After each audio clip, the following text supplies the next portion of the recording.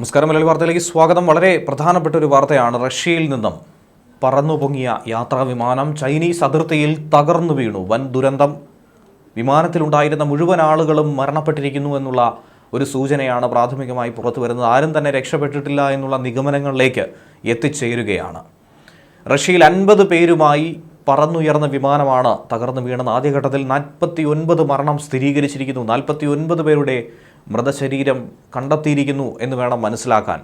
Chinese അതിർത്തിക്ക് സമീപം Amur മേഖലയിലാണ് AN-24 അങ്കാര എയർലൈൻസിൻ്റെ ഈ വിമാനം തകർന്നു വീണിരിക്കുന്നത്. എന്താണ് ഈ അപകടത്തിന് പിന്നിലെ കാരണമെന്നുള്ളത് അന്വേഷിച്ചുകൊണ്ടേയിരിക്കുകയാണ്. വിമാന അവശിഷ്ടങ്ങൾ കണ്ടെത്താനുള്ള തിരച്ചിലാണ് നടത്തിക്കൊണ്ടിരിക്കുന്നത്. സൈബീരിയ ആസ്ഥാനമായി പ്രവർത്തിക്കുന്ന അങ്കാര എയർലൈൻസിൻ്റെ വിമാനമാണ് ഇത്തരത്തിൽ തകർന്നിരിക്കുന്നതെന്നാണ് മനസ്സിലാക്കാനായി സാധിക്കുന്നത്. ചൈനീസ് അതിർത്തിക്ക് സമീപമുള്ള റഷ്യൻ നഗരമായ ടിൻഡഡയിലേക്ക് പറന്നുകൊണ്ടിരിക്കുകയായിരുന്നു ഈ വിമാനം. കിഴക്കൻ റഷ്യയുടെ അമുർ മേഖലയിൽ അങ്ങനെ പൊടുന്നനെ താഴേക്ക് പതിക്കുകയായിരുന്നു എന്ന് വേണം മനസ്സിലാക്കാൻ. വിമാനത്തിൽ 5 കുട്ടികളടക്കം 43 യാത്രക്കാരും 6ഓളം ജീവനക്കാരും ഉണ്ടായിരുന്നു എന്നാണ് മനസ്സിലാക്കാൻ സാധിക്കുന്നത്. ഇവരെ ഒന്നും തന്നെ ഇതുവരെ തിരിച്ചറിയാനായി കഴിഞ്ഞിട്ടില്ല. പക്ഷേ ഓരോരുത്തരെയായി കണ്ടെത്താനുള്ള മാർഗം സ്വീകരിച്ചിട്ടുണ്ട്. ആരും ജീവനോടെ ഉണ്ടാകാൻ സാധ്യതയില്ല എന്ന് തന്നെയാണ് സുരക്ഷാ ജീവനക്കാർ അറിയിക്കുന്നത്. അത്ര വലിയ ഭീകരമായ അപകടമായി തന്നെയാണ് ചൂണ്ടിക്കാണിക്കുന്നത്. സൈബീരിയ ആസ്ഥാനമായ ഈ കമ്പനിയുടെ എയർലൈൻസിന് ഏകദേശം 50 വർഷത്തോളം പഴക്കമുണ്ട് എന്ന് തന്നെയാണ്. എയർലൈൻസിൻ്റെ ഈ വിമാനത്തിന് 50 വർഷത്തോളം പഴക്കമുണ്ടെന്നാണ് മനസ്സിലാക്കാൻ സാധിക്കുന്നത്.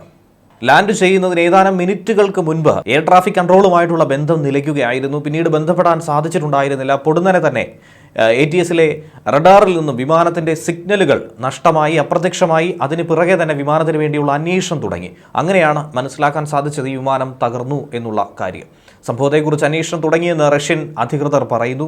ലാൻഡിംഗ് സമയത്ത് കാഴ്ച വ്യക്തമല്ലായിരുന്നു. ഒരുപക്ഷെ അതുതന്നെ ആയിരിക്കാം ഈ അപകടത്തിലേക്ക് നയിച്ചതെന്നാണ് ഒരു പ്രാഥമിക നിഗമനം പറയുന്നത്. പക്ഷിയുമായി കൂട്ടിയിടിച്ചതോ സാങ്കേതിക തകരാറോ ഒന്നും തന്നെ ഈ ഘട്ടത്തിൽ പറയുന്നില്ല. പക്ഷേ കാലാവസ്ഥ മോശമായതുകൊണ്ട് ഇതൊരു പക്ഷേ പൈലറ്റിന് കൂടുതൽ ദുർഘടം പിടിച്ച ഒരു സാഹചര്യം സൃഷ്ടിച്ചിരിക്കാം. അതുതന്നെ ആയിരിക്കും അപകടത്തിലേക്ക് നയിച്ചതെന്നാണ് അനുമാനം. പ്രദേശത്ത് കാർമേഘങ്ങൾ ഉണ്ടായിരുന്നതായും വിവരമുണ്ട്. വിമാനത്തിന് 50 വർഷത്തിലധികം പഴക്കമുണ്ടെന്ന റിപ്പോർട്ട് അടക്കം പുറത്തു വരുമ്പോൾ വിമാനത്തിൻ്റെ സാങ്കേതിക പ്രശ്നവും സാധ്യതകളും ഒക്കെ തന്നെ ഏവരും ചൂണ്ടിക്കാണിക്കുകയാണ്. വിമാനം കാണാതായതിനെ തുടർന്ന് ക്രിമിനൽ കേസ് രജിസ്റ്റർ ചെയ്തതായി റഷ്യൻ ഫെഡറേഷൻ ഫോർ ട്രാൻസ്പോർട്ടിൻ്റെ അന്വേഷണ സമിതി വ്യക്തമാക്കുന്നുണ്ട്. 1950കളുടെ അവസാന ഘട്ടത്തോടുകൂടി സോവിയറ്റ് യൂണിയനിൽ വികസിപ്പിച്ചെടുത്ത ഒരു ഇരട്ട ടർബോ പ്രോപ്പ് ഗതാഗത വിമാനമാണ് N-24 എന്ന് പറയുന്നത്. ഉക്രൈനിലെ കീവിലുള്ള ആന്റോനോവ് ഡിസൈൻ ബ്യൂറോയാണ് ഈ വിമാനം രൂപകൽപ്പന ചെയ്തത്. ന്യൂസ് ഡെസ്ക് മലയാളി വാർത്ത.